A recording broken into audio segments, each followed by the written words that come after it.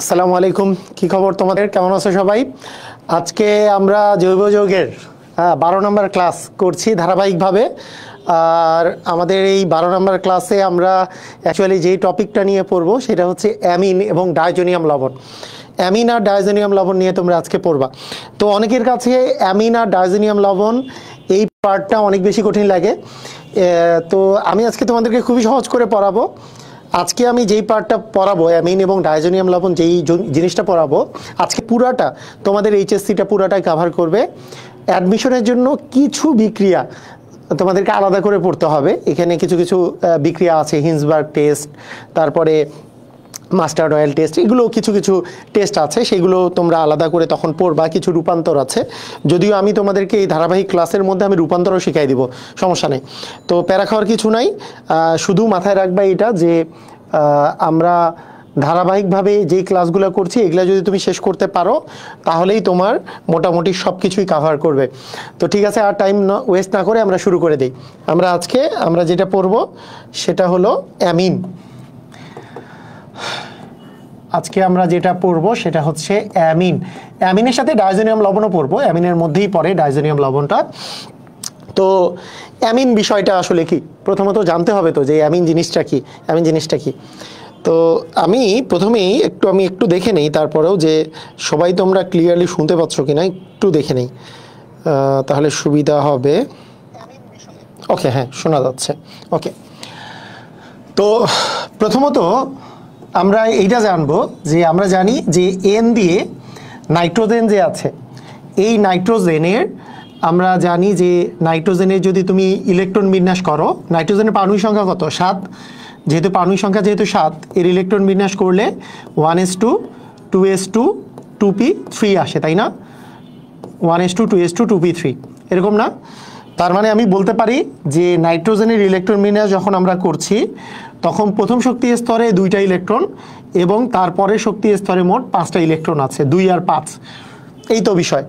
আচ্ছা, একেবারে শুরু থেকে শুরু করতেছে যে অ্যামিন জিনিসটা কোথা থেকে আসছে। তো এই যে 5টা যে ইলেকট্রনগুলো যে আছে, তো আমরা জানি যে এরকম করে ইলেকট্রনগুলো যখন তোমার থাকছে তখন এই 3টা ইলেকট্রন দেখতে পাচ্ছ, এইখানে যে 3টা ইলেকট্রন আছে, 3টা একটা একটা করে থাকে সর্ববহিস্থ স্তরে, যে মোট 5টা ইলেকট্রন আছে এবং এখানে একটা জোড়া আকারে থাকে।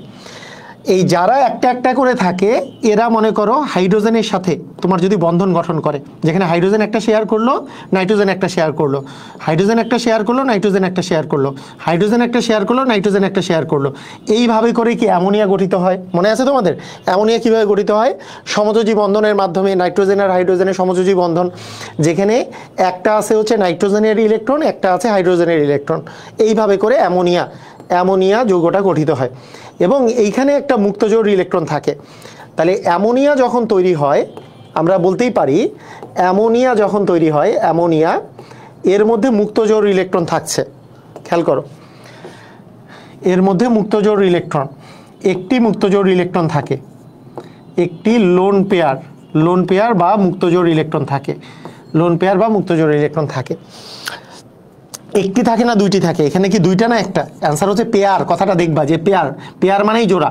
মুক্ত জোর বললে কিন্তু এখানেই জোড়া চলে আসছে, মুক্ত জোর একটি, তার মানে 2টা লোন অবস্থায় ইলেকট্রন আছে। মুক্ত অবস্থায় 2টা ইলেকট্রন মানেই একটা মুক্ত জোর ইলেকট্রন আছে। আবার অনেকে বাহুল্য দোষ করে, এক জোড়া মুক্ত জোর আছে। আরে জোর তো আছেই, ওখানে মুক্ত জোরের মধ্যেই জোর আছে, এক জোড়া মুক্ত জোর বলারও কোনো লজিক নাই। তোমাকে বলতে হবে একটা মুক্ত জোর আছে, number of lone pair equal হচ্ছে 1। তাহলে অ্যামোনিয়ার মধ্যে একটা মুক্তজোড় ইলেকট্রন আছে। ক্লিয়ার, বুঝেছো? আচ্ছা, খুবই সুন্দর। এখন অ্যামোনিয়া যে আছে, অ্যামোনিয়া যেটা আছে, এই যেটা আমরা দেখলাম যে নাইট্রোজেনের 3টা হাতে 3টা হাইড্রোজেন, একটা লোন পেয়ার আছে। এই 3টা হাতের 3টা হাইড্রোজেন যে আছে, এইটার জায়গায় তোমাদেরকে আমি যদি বলি যে এইখান থেকে একটা হাতে একটা হাইড্রোজেনের জায়গায় একটা অ্যালকাইল গ্রুপ যদি চলে আসে, একটা হাইড্রোজেনের জায়গায় একটা অ্যালকাইল গ্রুপ চলে আসছে, তাহলে জিনিসটা কি রকমের হবে? নিশ্চয়ই এরকম হবে। তার মানে জিনিসটা আগে ছিল NH3, এখন কি হয়ে গেছে বলো তো? RNH2। এটাকে একটা অ্যামোনিয়ার একটা হাইড্রোজেন যদি একটা অ্যালকাইল গ্রুপ দ্বারা প্রতিস্থাপিত হয়, তাহলে যেই জিনিসটা তৈরি হয় তাকে আমরা বলি 1 ডিগ্রি অ্যামিন। এটাকে কি বলি আমরা বলতো? 1 ডিগ্রি অ্যামিন বলি। এই জিনিসটাই হচ্ছে 1 ডিগ্রি অ্যামিন। যদি তোমাদের দুইটা হাইড্রোজেন দুইটা অ্যালকাইল গ্রুপ দ্বারা প্রতিস্থাপিত হয়, তাহলে সেটাকে বলি আমরা হচ্ছে 2 ডিগ্রি অ্যামিন। এটাকে বলি আমরা 2 ডিগ্রি অ্যামিন। যদি তিনটা হাইড্রোজেন তিনটা অ্যালকাইল মূলক দ্বারা প্রতিস্থাপিত হয়, তাহলে সেটাকে আমরা বলি 3 ডিগ্রি অ্যামিন। 3 degree amine. এগুলোর নাম আসলে কি? Primary amine, secondary amine, tertiary amine.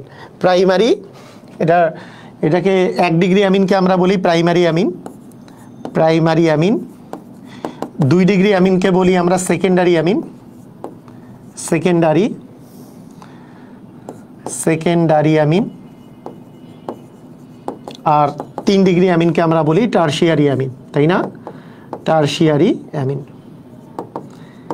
আচ্ছা, এ বাদেও তুমি দেখো, খেয়াল করে দেখো, আর তো হাইড্রোজেন নাই, প্রতিস্থাপন হওয়ার মতো হাইড্রোজেন নাই, কিন্তু এইখানে যেহেতু মুক্তজোর আছে, তাই এখানে আরেকটা আর প্লাস, আমরা জানি মুক্তজোর ইলেকট্রন থাকলে এখানে সন্নিবেশ বন্ধন গঠন হওয়ার একটা প্রবণতা থাকে। তার মানে এই জায়গাটাতে তোমার কিন্তু আর প্লাস একটা সন্নিবেশ বন্ধন গঠন করেও আরেকটা অ্যামিন তৈরি করতে পারে। মানে এনের চারপাশে 4টা আর আছে, মানে যেটাকে আমরা বলি যে R4N+, এইটাকে আমরা বলি 4 ডিগ্রি অ্যামিন। সেটার নাম আসলে কোয়ার্টানারি অ্যামিন। মানে অ্যামিনের ক্ষেত্রে কোয়ার্টানারি অ্যামিনও তৈরি করতে পারে।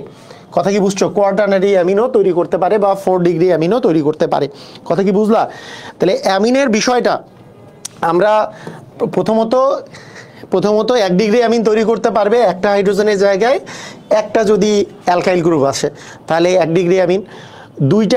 দুইটার জায়গায় যদি দুইটা অ্যালকাইল মূলক আসে। আচ্ছা, মানে এই জিনিসটা তো বুঝছো যে দুইটা হাইড্রোজেনের জায়গায় দুইটা অ্যালকাইল মূলক, তিনটা হাইড্রোজেনের জায়গায় তিনটা অ্যালকাইল মূলক, কিন্তু লাস্টেরটা বুঝছো কিনা? কোয়াটারনারি অ্যামিনটা বুঝছো? এইটা অনেকটা অ্যামোনিয়াম, মনে আছে তোমাদের যে যখন তুমি অ্যামোনিয়ার সাথে যদি তোমার H+ যোগ হয়, তাহলে যে অ্যামোনিয়াম আয়ন তৈরি করে, এরকম জিনিস পড়েছো না? যে নাইট্রোজেনের যে মুক্তজোড় ইলেকট্রনটা আছে, এই মুক্তজোড় ইলেকট্রনটা H+, যার কাছে কোনো ইলেকট্রন নাই, তার সাথে সন্নিবেশ বন্ধন গঠন করলে আমাদের অ্যামোনিয়াম আয়ন তৈরি হয়। যেইভাবে অ্যামোনিয়াম আয়ন তৈরি হয়েছে সেইভাবেই কোয়াটারনারি অ্যামিন তৈরি হয়েছে সন্নিবেশ বন্ধনের মাধ্যমে। অ্যামোনিয়ার কথাটা মনে আছে? অ্যামোনিয়া যেভাবে তৈরি হয় সন্নিবেশ বন্ধনের মাধ্যমে, মানে অ্যামোনিয়াম আয়নের মতো করেই আসলে কোয়াটারনারি অ্যামিনটা তৈরি হয়। ক্লিয়ার? বুঝেছো? খুবই চমৎকার একটা জিনিস, এটা কিন্তু খুবই ইম্পর্টেন্ট। তো শুনো, তোমাদের একটা জিনিস মাথায় রাখো, তোমরা এই যে এইভাবে করে ক্লাস করতেছো, মনোযোগ দিয়ে ক্লাস করো, তোমাদের ইঞ্জিনিয়ারিং অ্যাডমিশনের জন্য কিচ্ছু করতে হবে না। আমি এই ইউটিউব চ্যানেলে, এই যে আলোড়ন XYZ ইউটিউব চ্যানেলে ইঞ্জিনিয়ারিংয়ের সব লেকচারও যেগুলো এক্সট্রা আর পড়তে হবে সেগুলো সব আমি দিয়ে দিব। এমন না যে শুধুমাত্র জৈব যৌগ, একবারে কেমিস্ট্রি যত কিছু আছে, ম্যাথের যত কিছু আছে সবই তোমরা পেয়ে যাবা। তো সেই জন্য পড়তে হবে, সেই জন্য ক্লাসগুলো ভালো মতো করে করতে হবে। তোমাদেরকে আলাদা কোনো জায়গায় তোমাকে দেখতে হবে না। তোমাকে দেখা যাবে যে তোমাকে অনলাইনে তোমার ফ্রিতেই সব পেয়ে যাচ্ছ, তোমাকে কোর্সও করতে হচ্ছে না, আমি কোর্স দিলেও করতে হবে না, এমন একটা বিষয়। হ্যাঁ, এত সুন্দর করে আমরা পড়বো, কোনো প্যারা নাই। তো ঠিক আছে, এটা মাথায় রাখো। আচ্ছা, তাহলে আমরা অ্যামিনের বিষয়টা দেখলাম। এখন দেখো, অ্যামিনের ক্ষারধর্মিতাটা আগে আলোচনা করি। ক্ষারধর্মিতা আলোচনা করে তোমরা সবাই ক্ষারধর্মিতা সম্পর্কে, আমি জানি যে একটু হইলেও তোমরা যদি শুরু করো, ক্ষারধর্মিতা সম্পর্কে তোমাদের ধারণা প্রথমেই থাকতে হবে। এই জিনিসটা খুবই ইম্পর্টেন্ট, একাডেমিকের জন্য সবসময়ই আসে ক্ষারধর্মিতার বিষয়গুলো। আচ্ছা, তো তোমাদের ক্ষারধর্মিতার ব্যাপারটা একটু খেয়াল করো। আমরা অনেকগুলা কোনো একটা যৌগ একটা অ্যাসিড ধর্মী নাকি ক্ষার, তো এইটার কি টাইপের আমাদের আসলে প্রসেস আছে। তোমাদের চ্যাপ্টার 1-এ, সেকেন্ড পেপারের চ্যাপ্টার 1-এর মধ্যে জিনিসগুলো ছিল না? কিছু মতবাদ ছিল, আরহেনিয়াসের মতবাদ, ব্রনস্টেড লাউরি মতবাদ, লুইস মতবাদ, এই মতবাদগুলো ছিল না? এই মতবাদগুলো অনুসারে কে অ্যাসিড আর কে ক্ষার। আচ্ছা, তোমাদের কাছে এত কষ্ট না করে আমি তোমাদেরকে একটু ব্রনস্টের লাউরি মতবাদ সম্পর্কে একটু আমি বলে দিই, তোমাদের একটু মনে করার চেষ্টা করো। ব্রনস্টেড লাউরি মতবাদ কি ছিল? ব্রনস্টেড লাউরি মতবাদ, এটাকে আমরা কি মতবাদ বলি? প্রোটন মতবাদ। মানে এটা প্রোটনের মাধ্যমে আমরা এই মতবাদটা গ্রহণ করি। এই ব্রনস্টেড লাউরি মতবাদ অনুসারে আমি এইটা দিয়েই আসলে ক্ষারধর্মিতা ব্যাখ্যা করব, তাই ব্রনস্টেড লাউরি মতবাদটা একটু আমরা এক্সপ্লেইন করি, একটু জিনিসটা একটু দেখার চেষ্টা করি। আচ্ছা, তোমরা একটু সবাই কমেন্ট করো। সবাই কি বুঝতে পারতেছো তো নাকি? সবাই কি ক্লিয়ার? বুঝতে পারতেছো? ক্লিয়ার আসো? কমেন্ট করবা, দ্রুত গতিতে কমেন্ট করবা, তাড়াতাড়ি কমেন্ট করবা, আর সবাইকে শেয়ার করে দাও। ক্লাসটা করার জন্য সবাইকে শেয়ার করে দাও। দেখো, আমরা জানি ব্রনস্টেড লাউরি মতবাদ অনুসারে কে অ্যাসিড।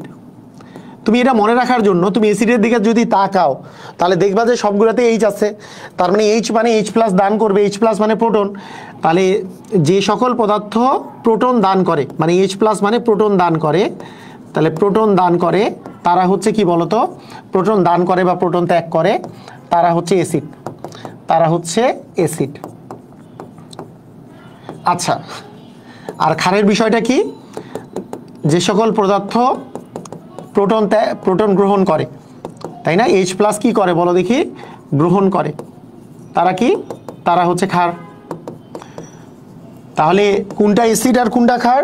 যারা প্রোটন গ্রহণ করে তারা হচ্ছে অ্যাসিড, সরি প্রোটন ত্যাগ করে তারা হচ্ছে অ্যাসিড। যেমন এক্সাম্পল যদি দেই, HCl, তুমি এইভাবে করেই যদি বলো এইচ প্লাস আর Cl মাইনাস, তার মানে HClটা এইচ প্লাস দান করলো, এই যে ডান পাশে এইচ প্লাস গেল, তার মানে HClটা একটা অ্যাসিড। আবার অ্যামোনিয়া, আচ্ছা এই জিনিসটাই আমরা যদি বলি যে এইচ প্লাসটা মানে এই সিএলটা এইচ প্লাসটা গ্রহণ করলো, Cl মাইনাস এইচ প্লাস গ্রহণ করে HCl তৈরি করলো, তার মানে Cl মাইনাসটা হচ্ছে এখানে একটা ক্ষার। মানে ব্রনস্টেড লাউরি মতবাদ অনুসারে সে হচ্ছে ক্ষার, কারণ এ তো প্রোটনটা গ্রহণ করছে, এ প্রোটনটা ত্যাগ করছে, যে ত্যাগ করছে সে হচ্ছে কি? যে ত্যাগ করছে সে অ্যাসিড, যে গ্রহণ করছে সে ক্ষার। এইটাকে বলা হয় এই অ্যাসিডের অনুবন্ধী ক্ষার। তোমরা তো ওখানে পড়ছো, ওই জায়গায় পড়েছো না? এই অ্যাসিডের অনুবন্ধী ক্ষার এটাকে বলা হয়, হ্যাঁ, অনুবন্ধী ক্ষার। তো এখন দেখো, আমি যদি বলি অ্যামোনিয়া হচ্ছে একটা ক্ষার। কেন? আমি যদি বলি যে অ্যামোনিয়া যে আছে, অ্যামোনিয়ার সাথে এইচ প্লাস যদি তুমি যোগ করো তাহলে হয় অ্যামোনিয়াম আয়ন হয়। তাহলে বলো তো অ্যামোনিয়াটা কি গ্রহণ করলো? প্রোটন গ্রহণ করলো, আর যে প্রোটন গ্রহণ করে সে হচ্ছে ক্ষার। তার মানে অ্যামোনিয়া হচ্ছে এক প্রকারের ক্ষার। কথা কি বুঝেছো? তাহলে যে যত প্রোটন গ্রহণ করতে পারবে সেই হচ্ছে ক্ষার, হচ্ছে যে প্রোটন গ্রহণ করতে পারছে। তাহলে এখানে খেয়াল করে দেখো, এই যে এখানে প্রোটন যে গ্রহণ করবে সে হচ্ছে ক্ষার, আর প্রোটন ত্যাগ করলে সে হচ্ছে অ্যাসিড। তাহলে অ্যামোনিয়া একটা ক্ষার। কেন অ্যামোনিয়া ক্ষার? কারণ হচ্ছে এই প্রোটন গ্রহণ করতে পারে।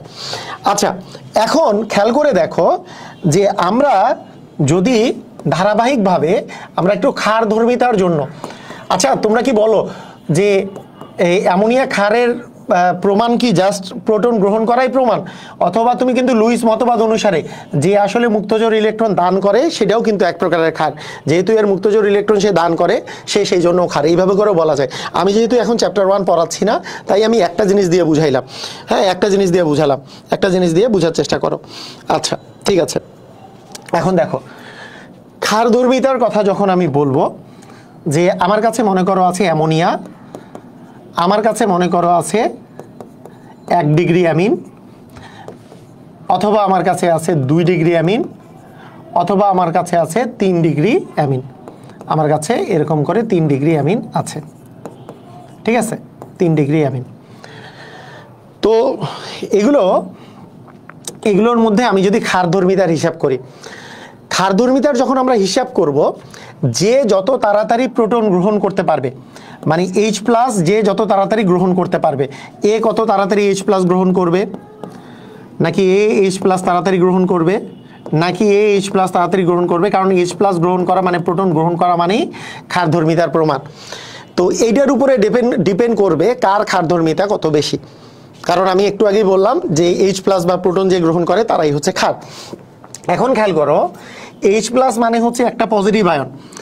তো এইখানে এই নাইট্রোজেন যে আছে, এই নাইট্রোজেনের এই জায়গাটা যত বেশি নেগেটিভ হবে, যত বেশি ঋণাত্মক হবে, তত বেশি প্লাস জিনিসটা সহজে অ্যাটাক করবে। এখন দেখো এইখানে নাইট্রোজেনের তিন পাশে তিনটা হাইড্রোজেন ছিল, এইখানে চেঞ্জ হয়ে কি হইল, এইখানে যেই জিনিসটা চেঞ্জ হয়ে আসলো যে দুই পাশে আমাদের থাকলো হচ্ছে হাইড্রোজেন, এক পাশে থাকলো হচ্ছে তোমার এমন অ্যালকাইল গ্রুপ। তাহলে এই জায়গায় অ্যাটাকটা ভালো করবে নাকি এই জায়গায় অ্যাটাকটা ভালো করবে, এটা আমরা একটু বোঝার চেষ্টা করব। ভালো করে বুঝো। দেখো এইখানে একটা হাইড্রোজেনের জায়গায় একটা অ্যালকাইল গ্রুপ আসছে। এই অ্যালকাইল গ্রুপকে মনে রাখবা তোমরা হচ্ছে এ হচ্ছে ইলেকট্রন দাতা গ্রুপ, এ হচ্ছে ইলেকট্রন দাতা গ্রুপ। এই মনে আছে তোমাদেরকে ওই যে যখন আমরা যে বিক্রিয়ার যে ক্লাসটা, বিক্রিয়ার ক্লাসগুলো যখন আমি শুরু করছি, বিক্রিয়ার ক্লাসগুলো শুরু করার সময় আমি তোমাদেরকে বলেছিলাম যে অ্যালকাইল গ্রুপ হচ্ছে ইলেকট্রন দাতা গ্রুপ, এটা যে বলেছিলাম এটা মনে আছে তোমাদের? অ্যালকাইল গ্রুপ কিন্তু হচ্ছে ইলেকট্রন দাতা গ্রুপ, এটা হচ্ছে ইলেকট্রন দান করে, ইলেকট্রন দিয়ে দেয়। তাহলে দেখো এই জায়গাকার জিনিসটা চিন্তা করো, এই জায়গায় মুক্তজোড় ইলেকট্রন ছিল, এইচ প্লাস এসে যোগ হবে। অ্যালকাইল গ্রুপটা হচ্ছে ইলেকট্রন দাতা গ্রুপ, ইলেকট্রন দাতা গ্রুপ হওয়ার ফলে এই জায়গাকার এই নাইট্রোজেনের যে ঋণাত্মকতা মানে নাইট্রোজেনের যে চার্জ, ঋণাত্মক চার্জের পরিমাণ বেড়ে যাবে যেহেতু এই ইলেকট্রন দাতা গ্রুপ।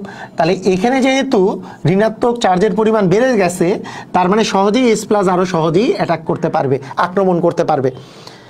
তাহলে এখানে কি হবে, এখানে দেখো যে এটা হচ্ছে 1 ডিগ্রি অ্যামিন, 2 ডিগ্রি অ্যামিনে কি হবে, এই পাশ থেকে ইলেকট্রন দিবে, এই পাশ থেকে ইলেকট্রন দিবে, তার মানে এর নেগেটিভিটি আরও বেড়ে যাবে, তার মানে আরও সহজে H প্লাস আক্রমণ করতে পারবে। বুঝছো? আচ্ছা এইখানে কি হবে, এখান থেকে ইলেকট্রন দিবে, এখান থেকে ইলেকট্রন দিবে, এখান থেকে ইলেকট্রন দিবে, আরও সহজে অ্যাটাক করতে পারবে। এই তো কাহিনী নাকি, মানে কে কত তাড়াতাড়ি অ্যাটাক করতে পারতেছে। এই হিসাব অনুসারে যে আমাদের অ্যামোনিয়ার চেয়ে 1 ডিগ্রি অ্যামিনের তোমার হচ্ছে ক্ষারধর্মিতা বেশি, 2 ডিগ্রির অ্যামিনের তার চেয়ে বেশি, 3 ডিগ্রি অ্যামিনের তারও বেশি। আচ্ছা আমি যদি ইয়ের কথা চিন্তা করি, আমি যদি বলি অ্যানিলিনের কথা, অ্যানিলিন মানে হচ্ছে বেনজিনের উপরে NH2 আছে, অ্যানিলিনের কথা যদি আমি বলি, এইখানে যেহেতু অর্থপ্যারা নির্দেশক মানে হচ্ছে তোমার ভিতরে ইলেকট্রন প্রবেশ করে, তার মানে এই জায়গায় ঋণাত্মকতা অনেক কমায় দেয়। তার মানে এর মধ্যে আমরা যদি বলি যে এখানকার মধ্যে এ তো দেখো এইখানে কি আছে, মানে এতক্ষণ থেকে বাড়তেছিল কেন, যে দুই পাশে H ছিল আর এইখানে যে আর আসলে কি হয়, একে ইলেকট্রন দিয়ে এটা নেগেটিভ চার্জ যুক্ত হয়ে যায়। কিন্তু এখানে যদি বেনজিন থাকলে উল্টা পাশে তো ইলেকট্রন নিবে, ওই যে অর্থপ্যারা রেজোনেন্স তৈরির জন্য ইলেকট্রনটা ইলেকট্রন নিয়ে রেজোনেন্স তৈরি করবে। তাহলে কি এখানে ঋণাত্মকতা কিন্তু কমে যাবে, তার মানে এর ক্ষারধর্মিতা কিন্তু অনেক কম। তার মানে এর ক্ষারধর্মিতা এখান থেকে আমি যদি বলি অ্যানিলিনের ক্ষারধর্মিতা অনেক কম, এরকম আমরা বলতে পারি। এখন এই অবস্থাটা হওয়ার কথা ছিল, কিন্তু এখানে একটা ঝামেলা হয়ে যায়। ঝামেলাটা কি বলো দেখি? ঝামেলাটা হচ্ছে 3 ডিগ্রি অ্যামিনের ক্ষেত্রে বড় বড় অ্যালকাইল মূলকগুলা নাইট্রোজেনের চারপাশে যদি যুক্ত থাকে তাহলে H প্লাস অ্যাটাক সহজে করতে পারে না। এই যে মানে H প্লাস অ্যাটাক করার জন্য জায়গা পায় না, এই জায়গা না পাওয়াটাকে বলা হয় স্থানজনিত বাধা। এটাকে বলি আমরা স্টেরিক বাধা, স্থানজনিত বাধা বা স্টেরিক বাধা, স্থানজনিত অথবা হচ্ছে স্টেরিক বাধা। এই স্টেরিক বাধা পায় মানে এ যে নাইট্রোজেনের সাথে যুক্ত হইতে পারে না, যেহেতু যুক্ত হইতে পারে না তাই 3 ডিগ্রি অ্যামিনের ক্ষারধর্মিতা অনেক কমে যায়। 3 ডিগ্রি অ্যামিনের ক্ষারধর্মিতাটা কি হয়ে যায় বলো দেখি? অনেক কমে যায়। তাই আমাদের অ্যাকচুয়ালি ক্রমটা এরকম দাঁড়ায় যে 2 ডিগ্রি অ্যামিনের ক্ষারধর্মিতা সবচেয়ে বেশি, তারপরে আসে হচ্ছে 1 ডিগ্রি অ্যামিনের, হওয়ার কথা ছিল 3 ডিগ্রি সবচেয়ে বেশি, সেটা না হয়ে হয় হচ্ছে 2 ডিগ্রি অ্যামিনের সবচেয়ে বেশি, তারপরে হয় 1 ডিগ্রি, তারপরে হয় 3 ডিগ্রি, তারপরে হয় অ্যামোনিয়া, তারপরে হয় হচ্ছে অ্যানিলিন। এইটা হচ্ছে আমাদের ক্রম হয়। এটা কি বুঝলা? ক্রমটা বুঝতে পারছো? অ্যানিলিনের মানে আমাদের ক্রমটা বুঝতে পারছো যে ক্ষারধর্মিতার ক্রমটা? আমরা একটু মানে বলে ফেলি, আবার বলি, আমাদের নর্মাল হিসাব অনুসারে যে অ্যামোনিয়া যে আছে, অ্যামোনিয়ার চেয়ে 1 ডিগ্রি বেশি ক্ষারধর্মী, তার চেয়ে 2 ডিগ্রি, তার চেয়ে 3 ডিগ্রি হওয়ার কথা। কেন? যত অ্যালকাইল গ্রুপ আসতেছে ইলেকট্রন দাতা, নেগেটিভিটি এখানে বাড়লে এই জায়গায় যদি ঋণাত্মক চার্জের পরিমাণ বাড়ে তাহলে কি হয়ে যাবে, সহজেই H প্লাস আক্রমণ করতে পারবে। তাই 1 ডিগ্রি চেয়ে 2 ডিগ্রি বেশি হওয়ার কথা, 3 ডিগ্রির আরও বেশি হওয়ার কথা, কিন্তু না, আমাদের কি হয় 3 ডিগ্রিতে স্টেরিক বাধা বা স্থানজনিত বাধার কারণে 2 ডিগ্রির আসলে আমাদের ক্ষারধর্মিতা সবচেয়ে বেশি, তারপরে হচ্ছে 1 ডিগ্রি, তারপরে 3 ডিগ্রি, তারপরে হচ্ছে অ্যামোনিয়া। আর এখানে যদি বেনজিন চক্র থাকে, আমরা আগামী দিনই পড়বো, আমাদের অ্যারোমেটিক যৌগ আগামী দিন ক্লাস আছে, অ্যানিলিন এইটা আসলে একটা অর্থপ্যারা নির্দেশক, মেসোমারিক ইফেক্টের ফলে ইলেকট্রন আসলে ভিতরে প্রবেশ করে, মেসোমারিক ইফেক্টের ফলে। তো রেজোনেন্সের কারণে যেহেতু ইলেকট্রন ভিতরে প্রবেশ করে, এর আসলে ইলেকট্রন ডেন্সিটিটা আসলে আমাদের কমে যায়। ইলেকট্রন ডেন্সিটি যেহেতু কমে যায়, তার মানে সহজেই H+ আক্রমণ করতে পারবে না, তাই এর ক্ষারধর্মিতা কিন্তু কমে গেছে। ক্লিয়ার, বুঝছো? আচ্ছা, ঠিক আছে। এখন দেখো, তাহলে অ্যামিনের বিষয়টা আমরা বুঝলাম যে অ্যামিনের ক্ষারধর্মিতা কী রকমের। এইবার অ্যামিন সম্পর্কে একটু আমি নামকরণ পড়াই। অ্যামিনের একটু নামকরণ বলে আমরা স্টার্ট করব অ্যামিন নিয়ে পড়াশোনা। অ্যামিনের সহজ যেই নামগুলা আমাদের আসলে সব সময় লাগবেই, নর্মালি যদি আমি দিই ইউপ্যাক নাম আমাদের, ধরো আমি তোমাকে যদি বলি যে, আচ্ছা কোনো সমস্যা আছে না? আচ্ছা, তোমাকে আমি যদি বলি CH3NH2, যেটাকে আমরা জেনারেল নেম বলি মিথাইল অ্যামিন, তাই না? তো এইটাকে মিথাইল অ্যামিন তো হচ্ছে জেনারেল নেম, বলতে পারবা কেউ যে এইটার ইউপ্যাক নেম কি হবে? বলো। এটার ইউপ্যাক নেম হবে ওই যে তোমাদের ইংলিশ দিয়ে যদি লিখি মিথেন যোগ অ্যামিন, তাই না? মিথেন যোগ অ্যামিন যখন তুমি লিখতেছো, তখন ইটা তো কাটা যাবে, যেহেতু এখানে ইয়ে আছে। তাহলে তুমি বাকিটা যদি যুক্ত করে দাও, তাহলে METH, এখানে এই যে দেখো মিথান্যামিন, এটার নাম কিন্তু হয়ে যাবে মিথান্যামিন। এটার ইউপ্যাক নাম হচ্ছে মিথান্যামিন।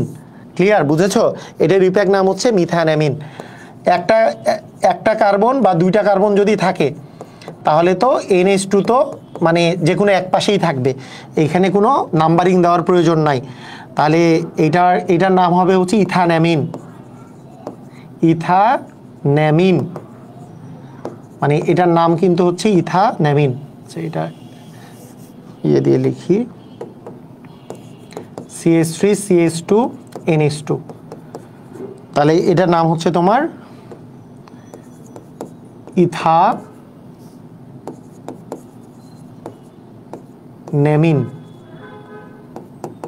তাই না? মানে ইথান্যামিন। কিন্তু এই মানে মিথান্যামিন আর ইথান্যামিন ঠিক আছে, কিন্তু যদি প্রোপানঅ্যামিন হয়, দেখো প্রোপানঅ্যামিন কিন্তু দুই প্রকারের হতে পারে। CH3 CH2 CH2NH2, এইটাও প্রোপানঅ্যামিন। CH3 CH, এখানে NH2 দিলাম, এখানে CH3 দিলাম, এটাও কিন্তু প্রোপানঅ্যামিন। দুইটাই প্রোপানঅ্যামিন, কারণ তিনটা কার্বন এখানে আছে, তিনটা করে কার্বনই আছে, তাহলে দুইটাই প্রোপানঅ্যামিন। তার মধ্যে আমাদের এইখানে আমি যদি এটাকে 1, এটা 2, এটা যদি 3 দেই, তাহলে এইটা কিন্তু প্রোপান 1 অ্যামিন, তাই না? এটা কিন্তু প্রোপান 1 অ্যামিন। তোমাদের নামকরণের যে ক্লাসটা পড়িয়েছি, সেখানে অ্যামিন আমি কিন্তু বলে দিছিলাম যে অ্যামিনের সময় অ্যামিনটা কিন্তু আমি দেখাই দিব, তাই না? এই অ্যামিনটা কিন্তু দেখাই দিচ্ছি, অ্যামিনটা দেখাই দিব বলেছিলাম, প্রোপান 1 অ্যামিন। আর এইটা কি হবে? 1 2 3 দিলে এটার নাম কি হবে বলো তো? প্রোপান, আচ্ছা বাংলা দিয়ে লিখি, প্রোপান 2 অ্যামিন, 2 নম্বরে অ্যামিন আছে। ক্লিয়ার, বুঝেছো? এটা কিন্তু প্রোপান 2 অ্যামিন। সবাই ক্লিয়ার হয়েছো? একটু কমেন্ট করো, বুঝছো কি না?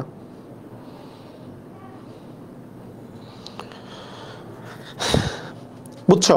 ওকে, তো এগুলো দেখলেই তোমরা খুবই ইন্টেলিজেন্ট স্টুডেন্ট, ইজিলি পারবা।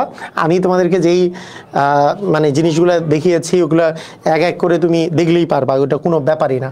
আচ্ছা, এগুলো তো সবগুলো গেল 1 ডিগ্রি অ্যামিন, তাই না? 1 ডিগ্রি অ্যামিন তো এখন পারবাই, এটা না পারার কিছু নাই, মানে জয় নাম্বারে আছে সেই অনুসারে তুমি দিয়ে দিবা, এর আগেও যে সিস্টেমে শিখছো সেটাই।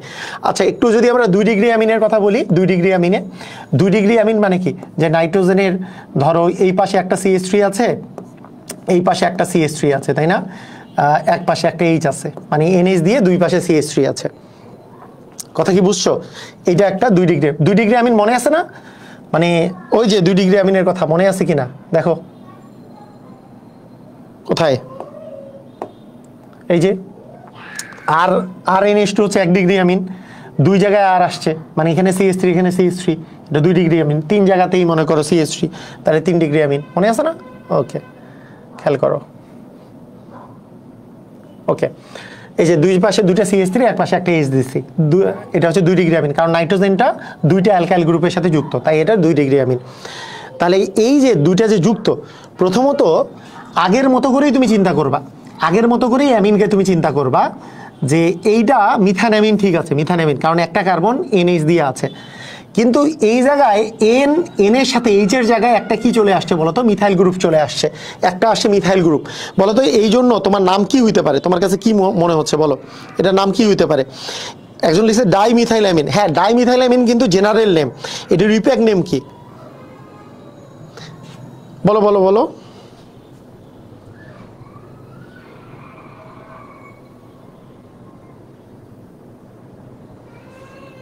ওকে দেখো, এটার রিপ্যাক নাম হচ্ছে এন মিথাইল। এই যে দেখো এন দিয়া methyl, N methyl ethanamine, N methyl মিথানঅ্যামিন,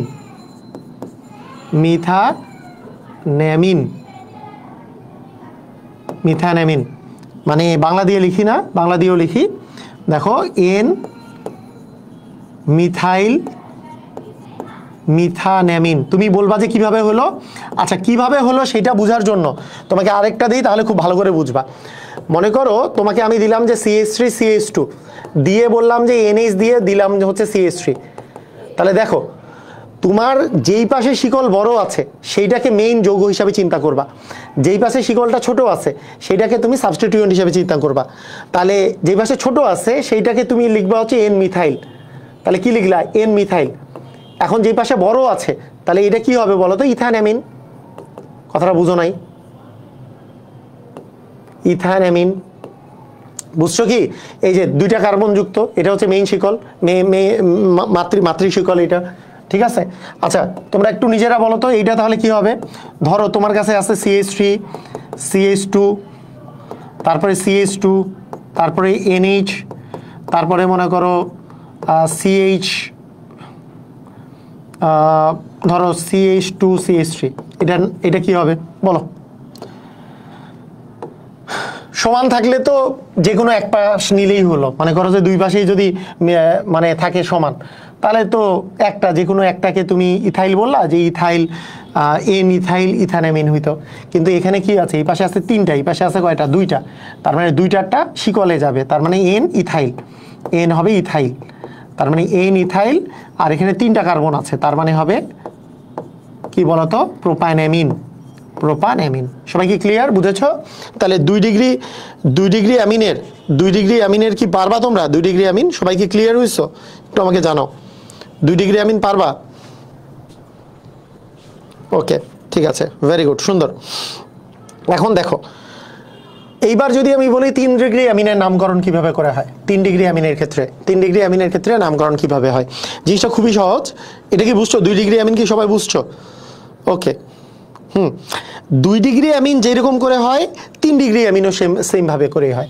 আচ্ছা সবচেয়ে সহজ যেটা 3 ডিগ্রি অ্যামিন, সবচেয়ে কমন যেটা থাকবে, প্রত্যেকটা এইচ এর জায়গায় একটা করে CH3 দিলাম, তাহলে কিভাবে হবে? 2 ডিগ্রি অ্যামিনে কয়টা সাবস্টিটিউয়েন্ট ছিল? দুইটা, একটা, এবার হয়েছে কয়টা সাবস্টিটিউয়েন্ট? মানে অ্যামিনেই তো নর্মালি হওয়ার কথা কি, মনে করো CH3 NH2, এটাই তো 1 ডিগ্রি নর্মাল অ্যামিন যে মিথাইলামিন, কিন্তু এই H2 এর জায়গায় দুইটা CH3 আসছে, তাহলে কয়টা সাবস্টিটিউয়েন্ট হলো? দুইটা সাবস্টিটিউয়েন্ট হলো না? দুইটা তো হইলই, আর একটা মাতৃ হিসাবে চিন্তা করব। তাহলে আমরা এখন দুইটা সাবস্টিটিউয়েন্টকে লিখবো এন কমা এন ডাইমিথাইল। এন কি মিথাইল বলো তো? N dimethyl.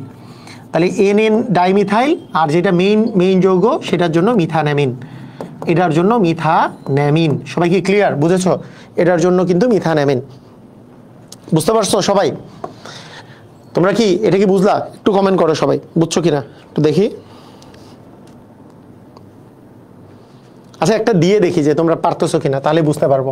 মনে করো তোমার কাছে আছে CH3 CH2, এন দিয়ে এখানে CH3 এখানে CH3, বলো এটা এটা এটা কি হবে?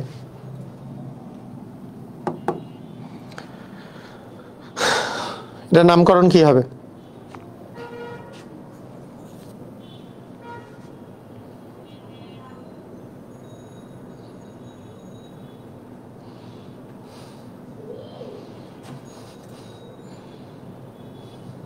ওকে ওকে আচ্ছা ঠিক আছে, ভেরি গুড, সুন্দর, পারছো অনেকেই। এটার নামকরণ হবে এন কমা এন, দুই পাশে দুইটা মিথাইল গ্রুপ আছে, এন ডাইমিথাইল, ঠিক আছে, এন ডাইমিথাইল। কিন্তু এটা কি, এটা হচ্ছে 2 কার্বন, তার মানে ইথানঅ্যামিন, তার মানে ইথানঅ্যামিন, তাই না? এমনও তো হতে পারে যে এরকম যদি হয়, আচ্ছা একটা যদি, আচ্ছা এটা এই কালি দিলে দেখা যাবে না, ধরো তোমার কাছে আছে CH3 CH2 CH2 NH, এক পাশে আছে CH3, এক পাশে আছে CH2 CH3, তাহলে কি হবে? সবচেয়ে বড় শিকলটাকে আমি রেখে দিব মেইন যৌগ হিসাবে, পুরাটাকে আমরা রেখে দিব বড়টা। এখানে 3টা কার্বন, এই পাশে 2টা, এই পাশে 1টা। এখন দেখো এখানে N, এখানে আরেকটা N, 2টা সাবস্টিটিউয়েন্ট আছে, একটা আছে মিথাইল, একটা আছে ইথাইল।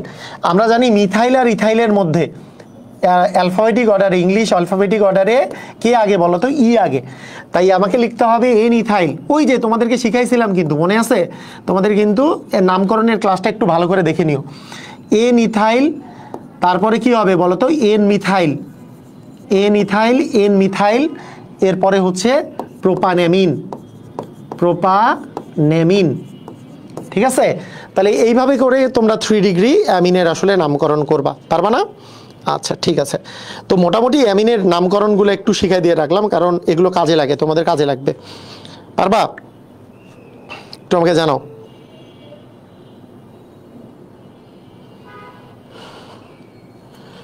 হ্যাঁ, ওকে।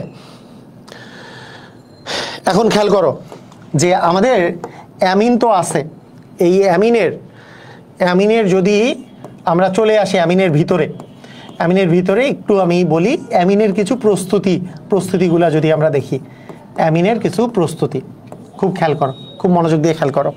অ্যামিনের কিছু প্রস্তুতি আমরা দেখব, অ্যামিন কিভাবে করে প্রস্তুত করা যায়। আচ্ছা, একটা জিনিস চিন্তা করবা যে অ্যামিন প্রস্তুতির প্রথম যেই প্রস্তুতিটা, সেইটা খুবই ইম্পর্টেন্ট প্রস্তুতি। সেটা কি? তো বারবার অ্যালকাইলেশন করে তুমি বিভিন্ন অ্যামিন তুমি তৈরি করতে পারো। যেমন তোমার কাছে, ধরো তোমার কাছে আছে মনে করো প্রস্তুতির 1 নাম্বার প্রস্তুতি, সেটা হচ্ছে অ্যালকাইলেশন করে, অ্যালকাইলেশন অর্থাৎ তোমার কাছে অ্যামোনিয়া আছে, অ্যামোনিয়ার সাথে তুমি অ্যালকাইল হ্যালাইড যুক্ত করলা। তো তোমাদেরকে আমি শিখিয়েছিলাম, গত ক্লাসে শিখিয়েছিলাম যে অ্যামোনিয়া ভাঙে হচ্ছে H+ আর NH2- হিসাবে, আর এখানে আছে R+ আর X-। তার মানে আমি প্লাসের সাথে যদি মাইনাসটা যুক্ত করি, H+ আর NH2-, যেহেতু NH2- সাথে R যদি যুক্ত হয় তাহলে আসবে RNH2। এই RNH2 প্লাস হচ্ছে তোমার HX, এইটা তৈরি করবে। তাহলে দেখো অ্যামোনিয়া থেকে তুমি হচ্ছে 1 ডিগ্রি অ্যামিন পাইলা। তাহলে অ্যামোনিয়া থেকে 1 ডিগ্রি অ্যামিন পাওয়ার সিস্টেম হচ্ছে অ্যালকাইলেশন করে এরকম। এখন তোমার কাছে মনে হইতে পারে এই বিক্রিয়াটা কি এই পর্যন্তই? এটা একটা চমৎকার ধরনের বিক্রিয়া অ্যালকাইলেশনের, যে 1 ডিগ্রি অ্যামিন তোমার কাছে মনে করো আছে, এইটার সাথে তুমি যদি আবার অ্যালকাইল হ্যালাইড যুক্ত করো, আমি তোমাদেরকে বলেছিলাম 1 ডিগ্রি অ্যামিন ভাঙে কিভাবে করে। এখানে Hটা আলাদা, RNH হচ্ছে H+ হচ্ছে আলাদা হয়, আর RNH হচ্ছে মাইনাস হয়। তাহলে এখানে H+ তুমি যদি আলাদা করো আর RNH- তুমি যদি আলাদা করো, তাহলে তুমি আসলে কি পাবা? খেয়াল করো দেখি, H আর X মিলে কি হবে? HX, আর RH- এইটার সাথে আরেকটা R চলে আসবে, মানে আরটা তো প্লাস, তাহলে RNH, এই যে দেখো R, এখানে NH R। এটা কয় ডিগ্রি অ্যামিন বলো? এটা কয় ডিগ্রি অ্যামিন? এই জিনিসটা কয় ডিগ্রি অ্যামিন? RNHR, এটা কয় ডিগ্রি অ্যামিন? এটা হচ্ছে 2 ডিগ্রি অ্যামিন প্লাস হচ্ছে তোমার HX। বুঝছো? তাহলে দেখো 2 ডিগ্রি অ্যামিন কিন্তু তৈরি হয়ে গেল। সেম প্রসিজিওরে তোমাকে যদি আমি বলি যে আরেকবার এই সেম কাহিনী আমরা যদি করি, যে এখানে তো আমাদের R2NH হয়েছে, মানে এটাকে একসাথে লিখলাম, আর দুইটা মিলে R2NH, এটার সাথে যদি আমি আবার RX যুক্ত করি তাহলে কি হবে? তুমি বলবা যে আবার আগের মতো একটা H কে R প্রতিস্থাপন করে R3N তৈরি করবে, প্লাস হবে HX। তাহলে এটা কয় ডিগ্রি অ্যামিন? এটা 3 ডিগ্রি অ্যামিন। এবং লাস্টে আবার যদি যুক্ত করি তাহলে কি হবে বলো? R3N এর সাথে আবার যদি RX যুক্ত করি, আমরা জানি এবার একটা লবণ তৈরি হবে, যে R4N+ আর X হচ্ছে মাইনাস। এটা একটা লবণ, কোয়াটারনারি লবণ তৈরি করবে, যেটা হচ্ছে 4 ডিগ্রি অ্যামিন। তাহলে দেখো 1 ডিগ্রি, 2 ডিগ্রি, 3 ডিগ্রি অ্যামিন, এগুলো কিন্তু সবগুলো তুমি আসলে অ্যালকাইলেশন করে বের করতে পারতেছো। এটা বের করতে পারা খুবই জরুরি, এটা পারা খুবই ইম্পর্টেন্ট, এটা তোমাদের জন্য very very very very important, খুবই মানে তোমাদের কাজে লাগবে এটা। ঠিক আছে? আমি একটু পরে আমি তোমাদেরকে রূপান্তর পড়াবো, রূপান্তরের একটা ডিটেইল ক্লাস নেব, কিভাবে করে কম কম কার্বন থেকে বেশি কার্বন বানানো যায়, বেশি কার্বন থেকে কম কার্বন কিভাবে করে কোন জায়গা থেকে কোন জায়গায় সুইচ করা যায়, আমরা এটা করব। হ্যাঁ, সেখানে আরও বুঝবো আর কি জিনিসগুলো। আচ্ছা, 2 নাম্বার প্রস্তুতির কথা যদি আমরা বলি, দেখো একটা কথা মাথায় রাখো, তুমি নাইট্রোজেনযুক্ত যে কোনো অ্যামিন বাদে আর নাইট্রোজেনযুক্ত আর কার কথা চিন্তা করতে পারো? নাইট্রোজেনযুক্ত আর কে আছে? সায়ানাইড আছে। এই সায়ানাইডের বিজারণ করলে, দেখো সায়ানাইড আছে, এই সায়ানাইডের যদি তুমি বিজারণ করো তাহলে তুমি অ্যামিন পাবা, কারণ সায়ানাইডের মধ্যে নাইট্রোজেন আছে। আর কার মধ্যে নাইট্রোজেন আছে বলো দেখি? আইসোসায়ানাইডের মধ্যেও কিন্তু নাইট্রোজেন আছে। আইসোনাইট্রাইল বা সায়ানাইডের আরেকটা নাম কিন্তু নাইট্রাইল, আইসোসায়ানাইডের মধ্যেও কি আছে বলো দেখি? আইসোসায়ানাইডের মধ্যেও নাইট্রোজেন আছে। এইটার বিজারণ করলেও তুমি অ্যামিন পাবা। তোমার তারপরে আছে অ্যামাইডের মধ্যেও কি আছে বলো দেখি? অ্যামাইডের মধ্যেও কিন্তু তোমার নাইট্রোজেন আছে। এগুলোর বিজারণ করলেও তুমি কিন্তু অ্যামিন পাবা। তাহলে নাইট্রোজেনযুক্ত যে কোনো কিছুর বিজারণ করলে, হ্যাঁ, সায়ানাইড বা নাইট্রাইলের বিজারণ করলে তুমি অ্যামিন পাবা। কীরকম?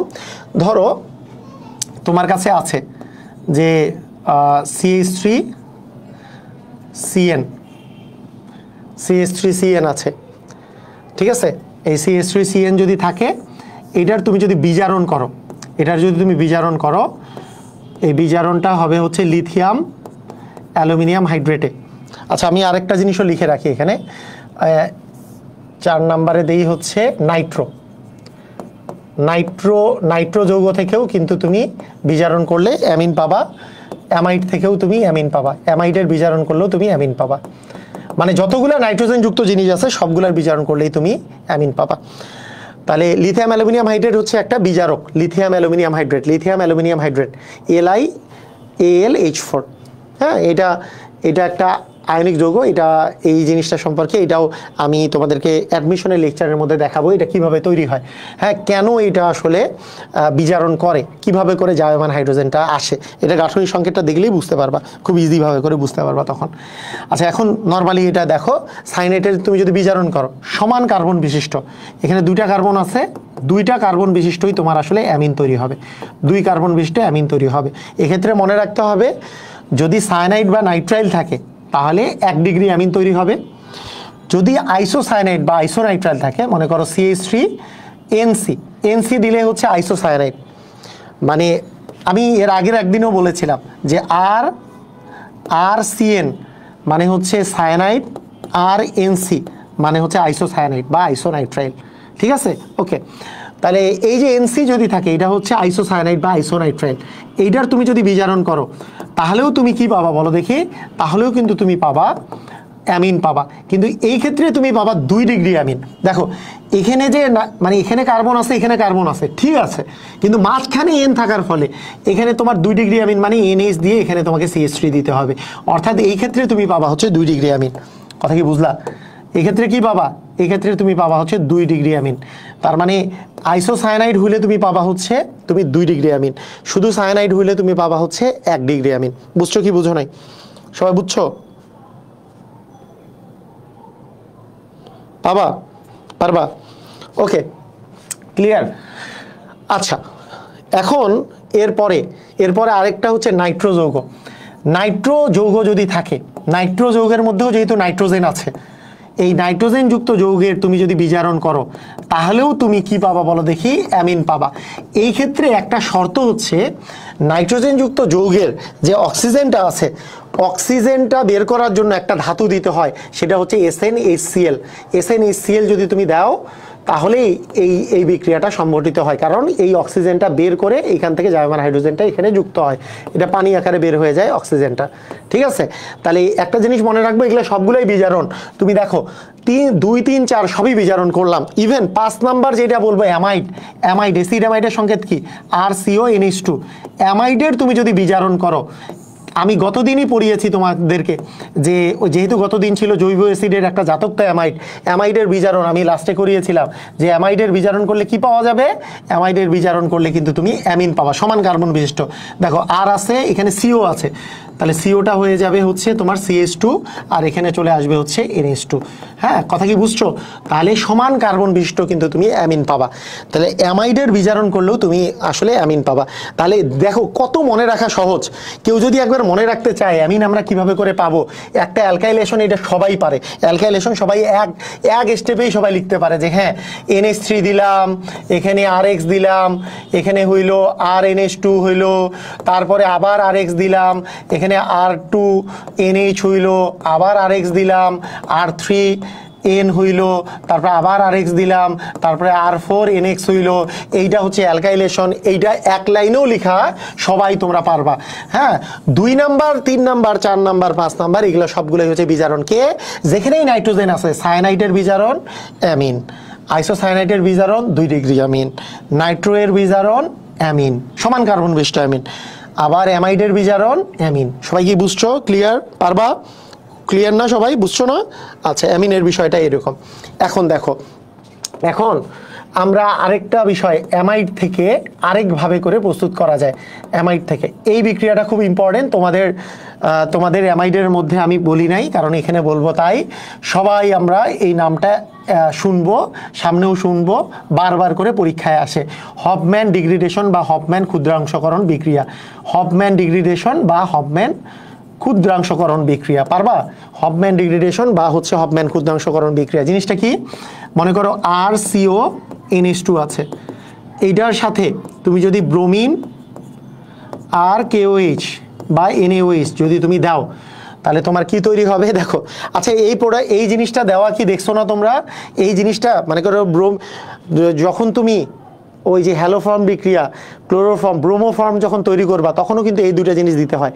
কিন্তু হ্যালোফর্ম বিক্রিয়া কে কে দেয় তার মধ্যে কিন্তু অ্যাসিডের জাতক কিন্তু হ্যালোফর্ম বিক্রিয়া দেয় না। হ্যালোফর্ম বিক্রিয়া কিন্তু অ্যাসিডের জাতক দেয় না, তোমরা সবাই জানো হ্যালোফর্ম বিক্রিয়া কিন্তু অ্যাসিডের জাতক দেয় না। এইটা কিন্তু না হলে ব্রোমোফর্ম হয়ে যাইতো, যদি RCHO দিলে ব্রোমোফর্ম তৈরি হয়ে যাইতো, সেটা কিন্তু না। এখানে যদি এটা হয় তাহলে কি হয়, এই সিওটা চলে যায়, এই সিওটা চলে যেয়ে RNH2 হয়, তার মানে এটা একটা অ্যামিন তৈরি করে। এই সিওটা চলে যায় সেই জন্য কার্বনের সংখ্যা 1 কমে যায়, সিওটা চলে যেয়ে কার্বনেট হয়, এই যে সোডিয়াম কার্বনেট তৈরি করে, সোডিয়াম কার্বনেট। আবার দেখো NaOH আর Br যুক্ত হইলে NaBr এবং H2O তৈরি করে। এইটাকেই আমরা বলি হচ্ছে হফম্যান ডিগ্রেডেশন বা হফম্যান ক্ষুদ্রাংশকরণ বিক্রিয়া। কেন? কারণ কার্বনের সংখ্যা 1 কমে যায়। যেমন তোমাকে আমি যদি বলি যে আমার কাছে আছে প্রোপানঅ্যামাইড CH3CH2 NH2 প্রোপানঅ্যামাইড, এই প্রোপানঅ্যামাইডের সাথে কি বিক্রিয়া করলে তুমি ইথাইলামিন পাবা। তাহলে প্রোপানঅ্যামাইড মানে 3টা কার্বন, কিন্তু তোমার যে সিওটা আছে সিওটা উড়ে গেলেই তো হয়ে যাবে ইথাইলামিন, CH3CH2 NH2 ইথাইলামিন হয়ে গেল। তার মানে এখান থেকে আচ্ছা NaOH, এখানে কিন্তু NaOH বা KOH যে কোনোটা দিতে পারো, Na2CO3 plus NaBr H2O। Clear? বুঝছো? পারবা? পারবা? ওকে, ঠিক আছে। হফম্যান ডিগ্রেডেশন বিক্রিয়া, তো এই জিনিসগুলা যেগুলো দেখাইছি এগুলো কিন্তু সবগুলাই অ্যারোমেটিক যৌগের ক্ষেত্রেও প্রযোজ্য। অ্যারোমেটিকের জন্য সেম জিনিসই, অ্যারোমেটিকের জন্য আলাদা কিছু না।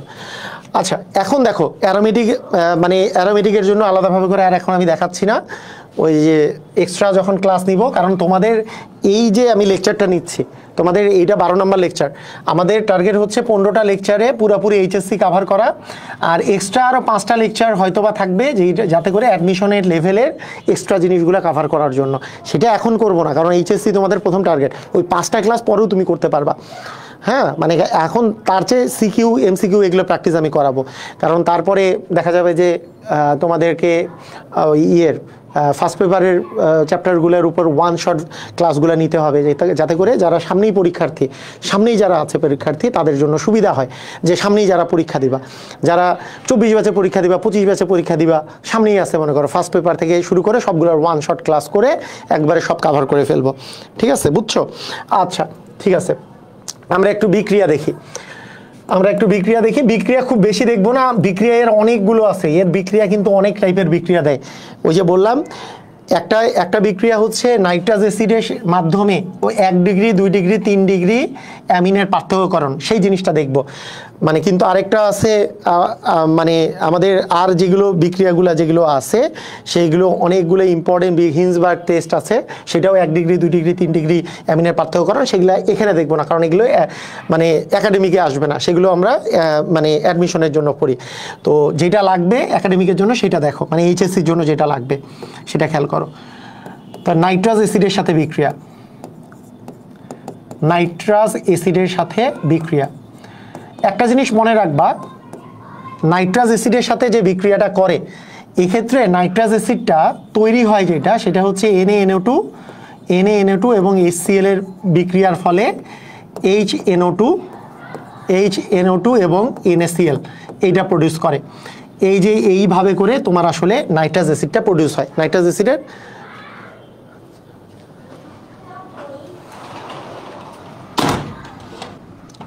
এইভাবে করে আসলে আমাদের নাইট্রাস অ্যাসিডটা প্রডিউস হয়, ঠিক আছে।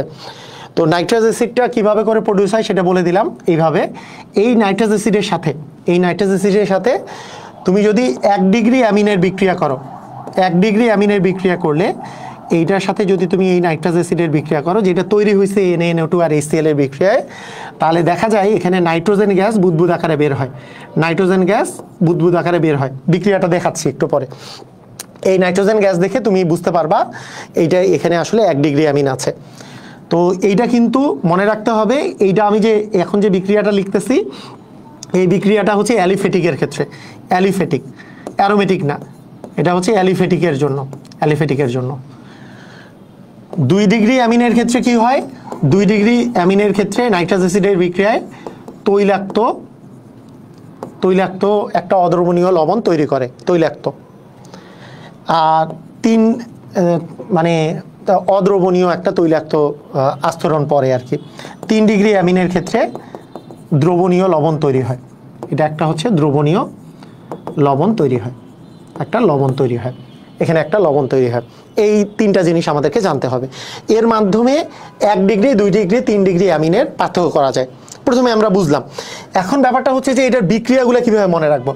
এর বিক্রিয়াগুলো মনে রাখার অনেকগুলো প্রসিডিওর আছে। আমরা অনেক আগে থেকে কয়েকটা প্রসিডিওর দেখবা, যে আমার অনেক দিনের ভিডিও তুমি দেখবা, 2020 সালেরও আগের ভিডিও আছে, ইউটিউবে ফেসবুকে আছে। যে ইউটিউবে বলতে আমার মেইন চ্যানেলটা মোত্তাসিম পাহলু বুয়েটিয়ান ইউটিউব চ্যানেলটাতে আছে। তো ওইটাতে তো কেমিস্ট্রি বেশি দেওয়া হয়নি, ছোটদের ম্যাথ ট্যাথ বা জবের ম্যাথ ট্যাথ বেশি দেওয়া হয়েছে। তো ওইখানে সেই 20 সালের মধ্যেই মনে হয় ভিডিও দেওয়া আছে, যে এই 1 ডিগ্রি 2 ডিগ্রি 3 ডিগ্রি আমি মনে রাখার সিস্টেমটা কি দেওয়া ছিল। সেটা মনে রাখবা যে এই নাইট্রাস অ্যাসিডকে তুমি 2 ভাবে করে মানে ভাঙবা, যে এটা দুইটা ভাগে তুমি ভাঙ্গাটা চিন্তা করবা। যে নাইট্রাস অ্যাসিড যে ভাঙে HO আর NO, হুনো, আচ্ছা হুনো দরকার নাই, তুমি লিখবা ওহনো। এই মানে HO মিলে ওহ আর NOতে হচ্ছে নো, ওহ নো, এইভাবে করে ভাঙে, এটা মনে রাখবা। নাইট্রাস অ্যাসিড ভাঙে হচ্ছে ওহ নো আকারে। এইটা মনে রাখার পরে তুমি আরেকটা জিনিস মনে রাখবা, 1 ডিগ্রি অ্যামিনে যুক্ত হয় ওহ, 2 ডিগ্রি অ্যামিনে যুক্ত হয় নো, আর 3 ডিগ্রি অ্যামিনে ওহ নো দুইটাই, মানে নাইট্রাস অ্যাসিড পুরাটাই যুক্ত হয়। এই কথাটা মনে রাখবা। আবার বুঝো, 1 ডিগ্রিতে যুক্ত হয় ওহ, 2 ডিগ্রিতে যুক্ত হয় নো, 3 ডিগ্রিতে ওহ নো দুইটাই, মানে দুইটাই যুক্ত হবে। তাহলে ওহ নো, ওহ নো, ওকে। আচ্ছা আসো দেখো কীরকম, খেয়াল করো।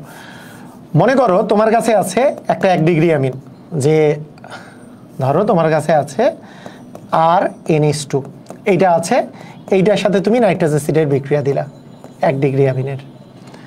সবসময় কিন্তু এটা আসছে কই থেকে, আবার বলে দিচ্ছি, এটা আসছে NaNO2 HCl থেকে, এটা হচ্ছে 1 ডিগ্রি অ্যামিন।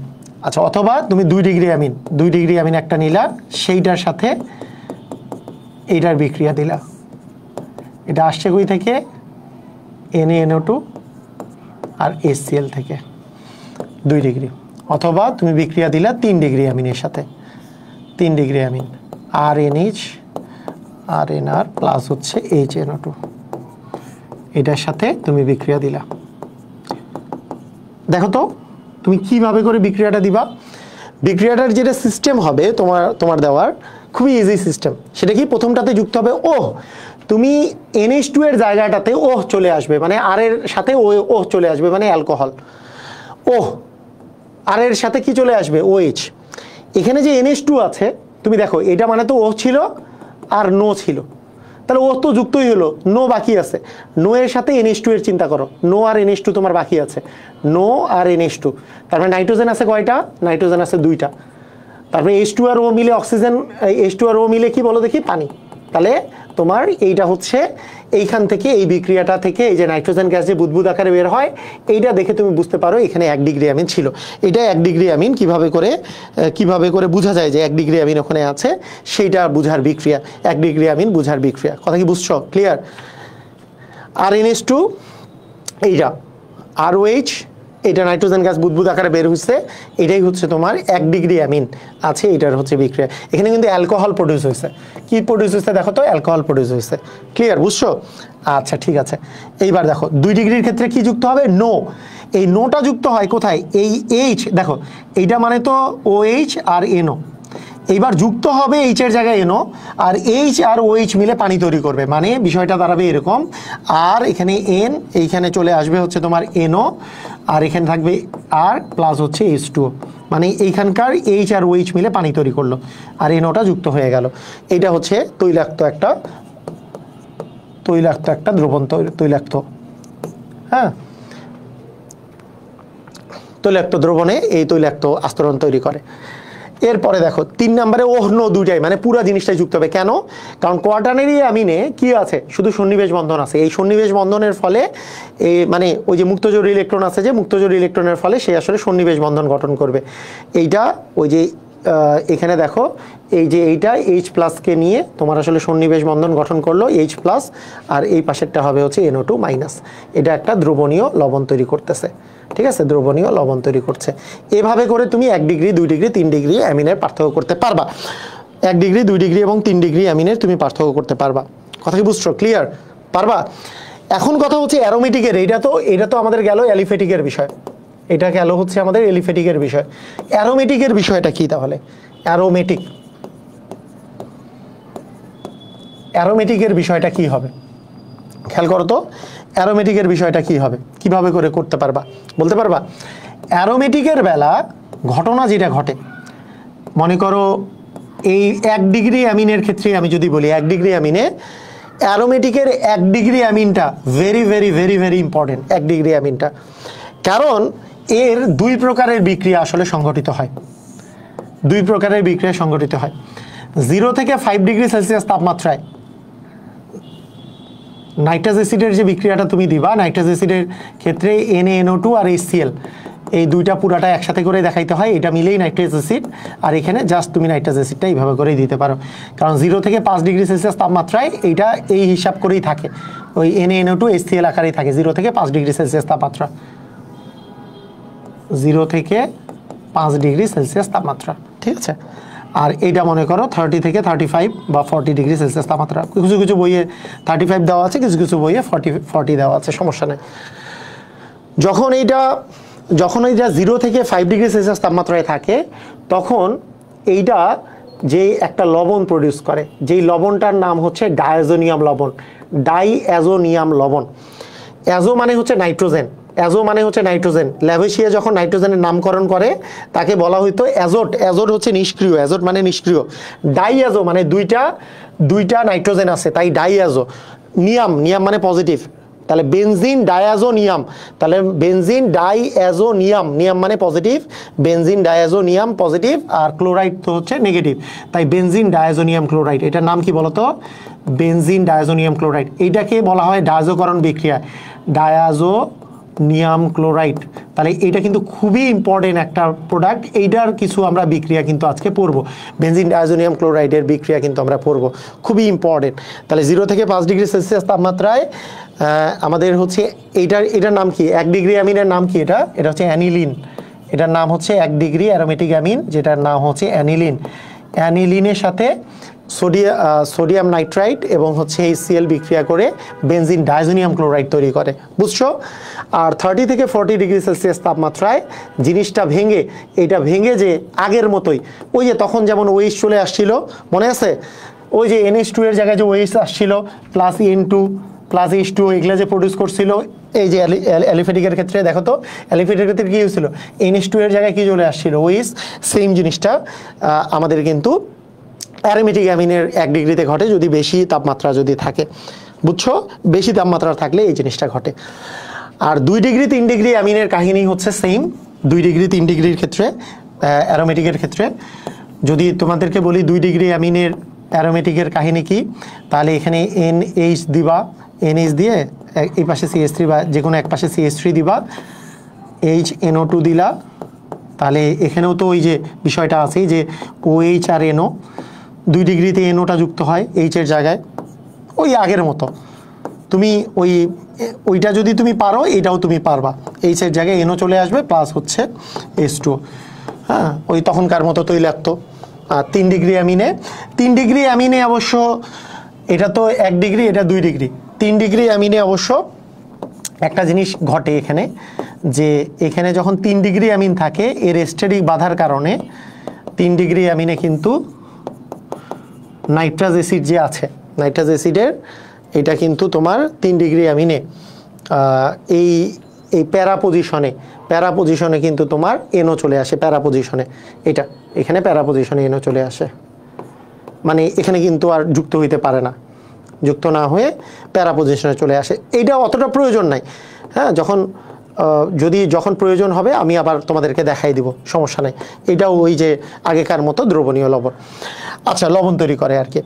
এইবার চলে আসো অ্যারোমেটিকের 1 ডিগ্রি 2 ডিগ্রি 3 ডিগ্রির পরে তোমাদের এইখানে যে এই জিনিসটি ইম্পর্টেন্ট, এটাতে চলে আসো। এখানে তোমাদের একটা জিনিস আমি এখন দেখাচ্ছি না, অ্যানিলিন নরমালি এখানে যেহেতু সব সিঙ্গেল বন্ড, এইটা কিন্তু নরমালি হচ্ছে অর্থপ্যারা নির্দেশক। এইটা যেহেতু আগামীকালকে আমরা কিন্তু পড়বো যে আগামীকালকে আমাদের কিন্তু আছে হচ্ছে অ্যারোমেটিক যৌগ নিয়ে পড়াশোনা, সেটা যেহেতু আমরা পড়বো, প্যারা নির্দেশক আমরা পড়বো, সেই জন্য আজকে আর এটা পড়াচ্ছি না। এইটার কিন্তু নাইট্রেশনে, যখন নাইট্রেশন দেয়, এটা যখন তোমার নাইট্রেশনে কিন্তু সে আসলে মেটা নির্দেশক হয়ে যায়, নাইট্রেশনে সেটা মেটা নির্দেশক হিসেবে কাজ করে, মেটা নির্দেশক হয়ে যায়। এটা একটা খুবই ইম্পর্টেন্ট, কেন হয় সেটা আমরা ওই জায়গাটাতে পড়বো, খুবই ইম্পর্টেন্ট একটা প্রসিজিওর, ঠিক আছে। এই জিনিসটা নিয়ে পড়াশোনা আছে নাইট্রেশন যখন হবে, তো যেহেতু আমরা ওই এর পরের লেকচারে ওইটা আছে, ওটা আমরা পড়বো ওখানে। এরপরে দেখো তোমাদের আর একটা জিনিস পড়ায় রাখি আজকে, আমরা যেহেতু ধারাবাহিকভাবে পড়ছি, বেনজিন ডায়াজোনিয়াম লবণের বিক্রিয়াগুলা তোমরা একেবারে ধুমধাম করে ডায়াজোনিয়াম ক্লোরাইডের যেই বিক্রিয়াগুলো আছে, ক্লোরাইডের বিক্রিয়াসমূহ, এইগুলো তোমাদেরকে আমি যদি বলি তুমি জাস্ট 3 মিনিটের মধ্যে সব বিক্রিয়াগুলো মুখস্থ করে ফেলবা। তোমার টার্গেট হচ্ছে বেনজিন ডায়াজোনিয়াম ক্লোরাইডের যতগুলা বিক্রিয়া আছে সবগুলা 2 থেকে 3 মিনিটের মধ্যে সবগুলা মুখস্থ করে ফেলবা। এটা কিভাবে মুখস্থ করবা, সিস্টেম কি হবে একেবারে বলে দিব, তুমি এখন থেকে জাস্ট তোমাদের কিন্তু শেষ হয়ে যাবে, আর বলার সাথে সাথেই পেরে যাবা। দেখো তুমি একটা জিনিস মনে রাখবা, বেনজিন ডায়াজোনিয়াম ক্লোরাইডের সাথে তুমি যারই বিক্রিয়া দাও না কেন, এইখানে যে নাইট্রোজেন আছে, এই নাইট্রোজেনটা এর যে কোনো সময়, আমি বলছি যে নাইট্রোজেন গ্যাস হচ্ছে অনেক নিষ্ক্রিয় গ্যাস, মানে এর স্থিতিশীলতা অনেক বেশি। কোনো জায়গায় যদি নাইট্রোজেন থাকে, সে নাইট্রোজেন গ্যাস আকারে বের হয়ে যাওয়ার প্রবণতা খুবই বেশি। তাহলে বেনজিন ডায়াজোনিয়াম ক্লোরাইডের বিক্রিয়া যখনই দিবা, তুমি একটা জিনিস মনে রাখবা, বেনজিন ডায়াজোনিয়াম ক্লোরাইড কখনো বেনজিন ডায়াজোনিয়াম ক্লোরাইড আকারে থাকবে না। এর বিক্রিয়া দেওয়ার সময় তুমি বেনজিন ডায়াজোনিয়াম ক্লোরাইড আকারে থাকবে না। কি আকারে থাকবে, এইটা যদি তুমি খালি মনে রাখতে পারো, তোমার বিক্রিয়া তুমি ধুমাই দিয়ে দিতে পারবা। কিরকম দেখো, তুমি মনে রাখবা বেনজিন ডায়াজোনিয়াম ক্লোরাইডের নাইট্রোজেন যে এই ভিতরে যে আছে, এই নাইট্রোজেনটা নাই, নাইট্রোজেন গ্যাসটা উড়ে চলে গেছে, ঠিক আছে, নাইট্রোজেনটা উড়ে চলে গেছে। এখন তুমি চিন্তা করো তো এটা কি হইলো, তাহলে বেনজিনের উপর ক্লোরিন থাকলো। তুমি এখন এইভাবে চিন্তা করবা, ক্লোরিন তো নিজে নেগেটিভকে রিপ্লেস করবে আরেকটা নেগেটিভের জায়গায় কে বসবে, আরেকটা নেগেটিভ বসবে। এ যদি চলে যায় জায়গায় একটা নেগেটিভ আসবে। সমজাতীয় জিনিস তো সমজাতীয় জিনিসকে রিপ্লেস করে, অ্যাটাক করার সময় বিপরীত জাতীয় জিনিস অ্যাট্রাক্ট করে, কিন্তু রিপ্লেস করার বেলা সমজাতীয় জিনিসে রিপ্লেস করে। তার মানে এখানে এই ক্লোরিনের জায়গায় একটা সমজাতীয় জিনিস যা আসবে। যেমন তোমাকে আমি যদি বলি যে এখানে মনে করো আমি বললাম যে পানি যোগ করলাম, হ্যাঁ, মানে সালফিউরিক অ্যাসিডে, অতিরিক্ত সালফিউরিক অ্যাসিডে আমি পানি যোগ করছি। বলতো পানি যদি যোগ করি তাহলে পানির মধ্যে কি আছে, H+ আর এইচ প্লাস আর ওইচ মাইনাস আছে কি নাই? আছে। নেগেটিভ কে আছে? ওইচ। তার মানে ক্লোরিনকে, নাইট্রোজেন তো নাই, নাইট্রোজেন গ্যাস হয়ে গেছে, এখানে ক্লোরোবেনজিন হয়ে আছে। এই ক্লোরিনের জায়গায় কে চলে আসবে বলো দেখি? ক্লোরিনের জায়গায় কিন্তু চলে আসবে ওইচ, মানে ওইচ মানে হচ্ছে অ্যালকোহল হয়ে গেল। তার মানে এটা কিন্তু একটা অ্যালকোহল প্রডিউস করে ফেললো। তার মানে বেনজিন ডাইজোনিয়াম ক্লোরাইডের সাথে পানি যোগ করলে অ্যালকোহল হয়। বুঝছো কি? পারবা? আচ্ছা তোমরা নিজেরা বলো তো, না পারার কি কিছু আছে? আমি নিজেই বুঝি না, যে না পারার কিছু থাকলে তোমরা নিজেরা বলবা, আমি জানি না যে তোমরা। দেখো মনে করো পটাশিয়াম আয়োডাইড আমি যুক্ত করলাম, পটাশিয়াম আয়োডাইড, হ্যাঁ তাপ দিলাম পটাশিয়াম আয়োডাইড, নেগেটিভ কি আছে? আয়োডিন। আর তাহলে ক্লোরিনের জায়গায় কি বসবে? আয়োডিন বসবে। আর এখানে তো নাইট্রোজেন গ্যাস আছেই, আয়োডিনটা ওই পাশে, ক্লোরিনটা HCl আকারে বের হয়েছে মনে করো HCl, ওইটা আমি আর দিচ্ছি না, বাই প্রোডাক্ট লিখা নিয়ে আমার টার্গেট না, জাস্ট আমি এভাবে করে দিয়ে দিচ্ছি। ক্লিয়ার? বুঝছো কি? পারবা? খেয়াল করো তো, ধরো আমি বললাম যে কপার HCl, তাপ দিলা 100 ডিগ্রি সেলসিয়াস, তাপ দিলা, বলো এটা কি তৈরি হবে? কি তৈরি হবে? 100 ডিগ্রি সেলসিয়াস আমাদের কি তৈরি হবে? আর এখানে নেগেটিভ কি আছে? ক্লোরিনই আছে। তার মানে ক্লোরিন উপরে ছিল, ক্লোরিনই বসবে, ক্লোরিনই বসবে। তাহলে এই যে বিক্রিয়াটা, এই বিক্রিয়াটার নাম হচ্ছে গেটারম্যান বিক্রিয়া। এগুলোর আবার নামও আছে, গেটারম্যান বিক্রিয়া। যেগুলো নাম ইম্পর্টেন্ট সেগুলো এখন দেখাই দিচ্ছে, যেগুলো নাম ইম্পর্টেন্ট, গেটারম্যান বিক্রিয়া। আবার তুমি যদি বলো CuX2, X2 মানে মনে করো ব্রোমিন হইতে পারে, ক্লোরিন হইতে পারে, CuX2 HX, তাহলে কি এখানে নেগেটিভ কি আছে? X, halogen. তাহলে বেনজিনের উপরে হ্যালোজেন চলে আসলো, প্লাস হচ্ছে এখানে নাইট্রোজেন, নাইট্রোজেনটা বের হয়ে গেছে। এই বুঝো নাই? মানে নাইট্রোজেন তো আগেই বের হয়ে গেছে, এখানে ক্লোরিন আছে, ক্লোরিনকে রিপ্লেস করবে এখানকার হ্যালোজেন, শেষ কাহিনী এটাই। এটাকে বলি আমরা স্যান্ডমেয়ার বিক্রিয়া, স্যান্ডমেয়ার বিক্রিয়া, স্যান্ডমেয়ার বিক্রিয়া। কথা কি বুঝছো? কাহিনী বুঝলা? এইরকম করেই বিক্রিয়াগুলো দিতে হয়। ইভেন তুমি যদি কোনো জায়গায় মনে করো এই হাইপোফসফরাস অ্যাসিড মনে করো তুমি দিছো, হাইপোফসফরাস অ্যাসিড, বলো তো এর মধ্যে কি মানে নেগেটিভ জিনিস আছে? মানে নেগেটিভ জিনিস বলতে এখানে অক্সিজেন কি আছে বলো তো? অক্সিজেন নেগেটিভ একটা জিনিস, এটা কি অক্সিজেন কম আছে? যেহেতু নেগেটিভ জিনিস কম আছে, তার মানে এখানে নেগেটিভ জিনিস রিপ্লেস করবে না। নাইট্রোজেন তো বাইর হয়ে গেছে, ক্লোরিনকে বের করে আর একটা নেগেটিভ বসার কথা, নেগেটিভ তো বসবে না, উপরন্তু নেগেটিভ যে ক্লোরিন আছে ওকেও টান দিয়ে বের করে নিবে, এখানে তৈরি হবে হচ্ছে বেনজিন।